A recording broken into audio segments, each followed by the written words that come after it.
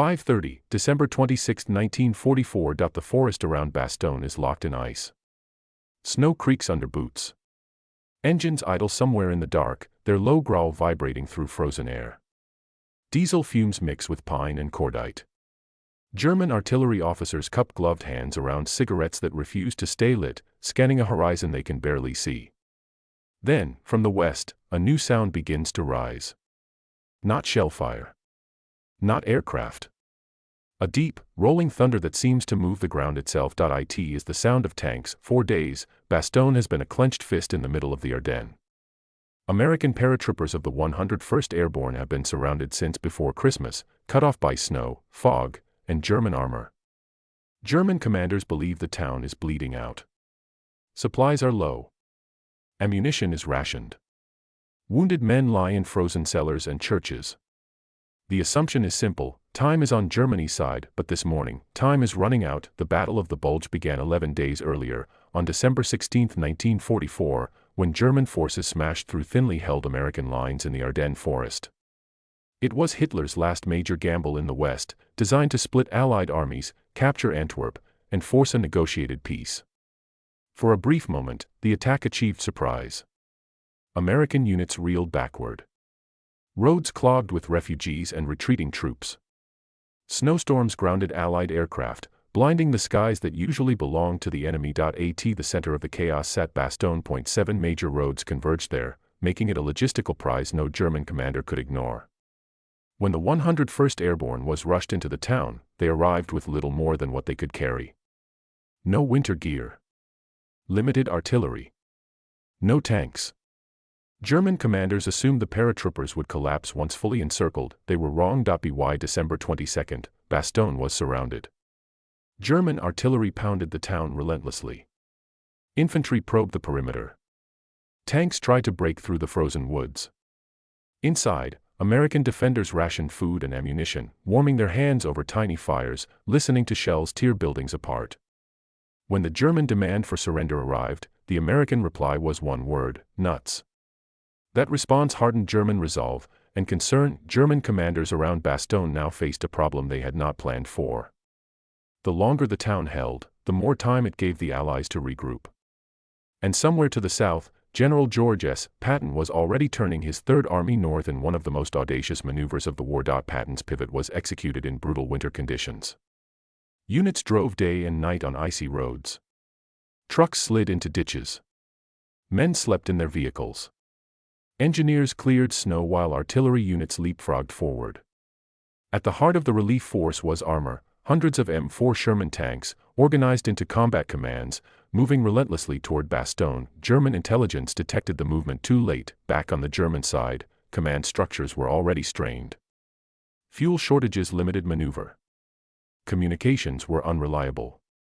Infantry divisions were under strength. The panzer units that had driven the initial breakthrough were worn down by constant fighting and mechanical failures.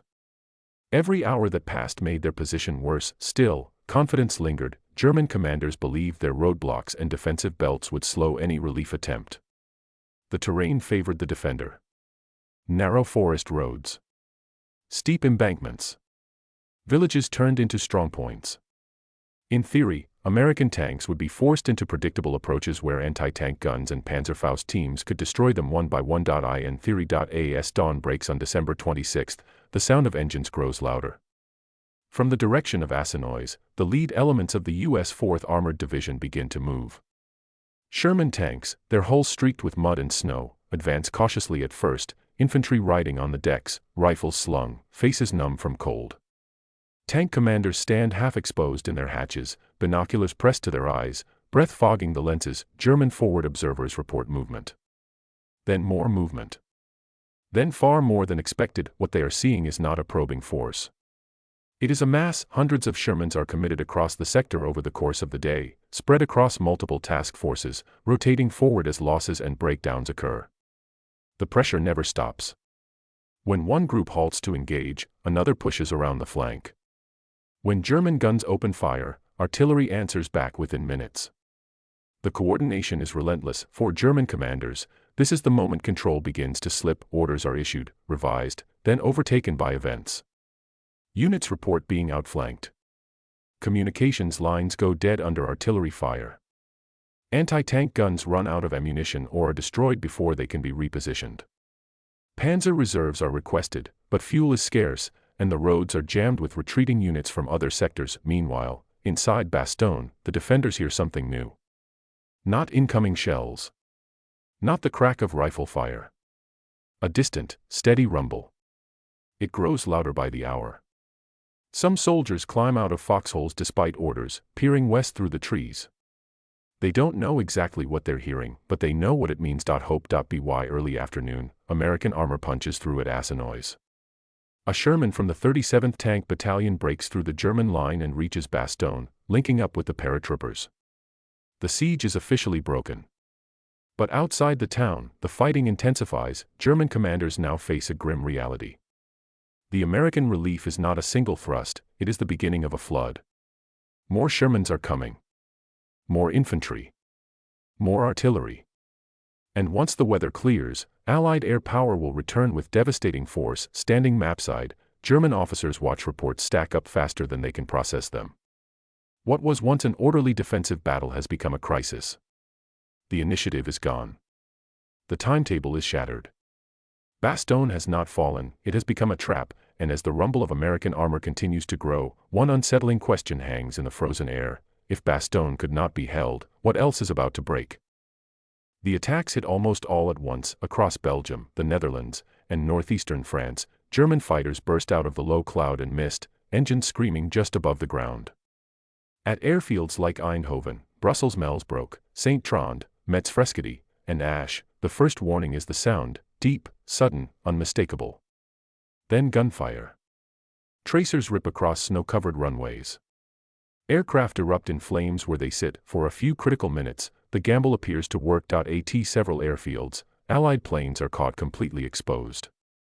Fighters and bombers burn wingtip to wingtip. Fuel trucks explode, sending black smoke rolling into the winter sky. Hangars are strafed. Control towers are raked with cannon fire. German pilots fly straight down runways, firing at anything that moves, convinced they are witnessing the collapse of Allied air power. But the illusion does not last. At Asch airfield, American pilots are already preparing to fly. When German fighters appear, Mustangs scramble under fire, lifting off through smoke and debris. Within minutes, experienced Allied pilots are climbing hard into the attack.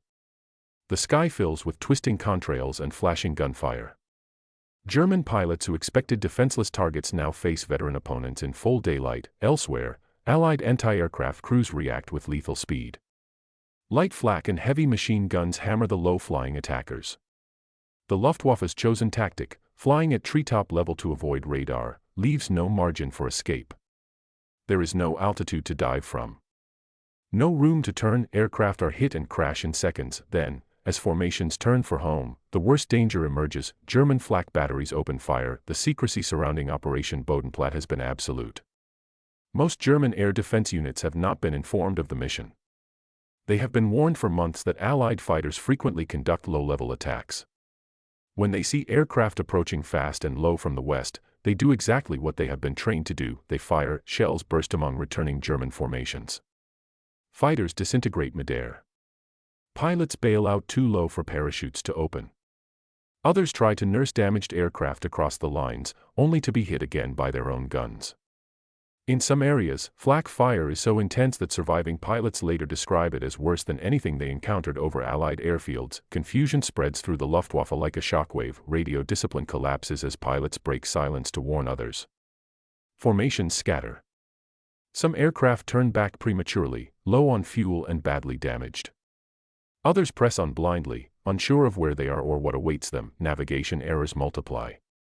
Poor weather and low altitude make landmarks hard to identify. Some pilots mistake towns or roads and attack the wrong targets. Others miss their airfields entirely on the return flight and crash after running out of fuel. By late morning, the scale of the disaster becomes clearer. Reports arrive at command centers in fragments. Units checking in at half strength. Squadron leaders killed. Entire groups missing. For commanders listening in bunker-like rooms, the numbers are almost impossible to believe. Roughly 900 fighters took part in the operation. By the end of the day, around 300 aircraft are destroyed or damaged beyond repair. More devastating still, more than 200 pilots are killed, wounded, or captured. Among them are experienced leaders, group commanders, squadron leaders, instructors, men whose loss cannot be replaced. This is the true catastrophe. The Luftwaffe can still build aircraft, at least on paper. What it cannot rebuild is experience. Pilot training has already been reduced to a fraction of what it once was. Many new pilots are entering combat with fewer than 100 flight hours. The men lost on January 1, 1945 represent the last core of professional skill the Luftwaffe possesses. Allied losses, by comparison, are serious but manageable. Hundreds of Allied aircraft are damaged or destroyed on the ground, particularly at a handful of airfields. But most Allied pilots survive. Many aircraft are repaired within days.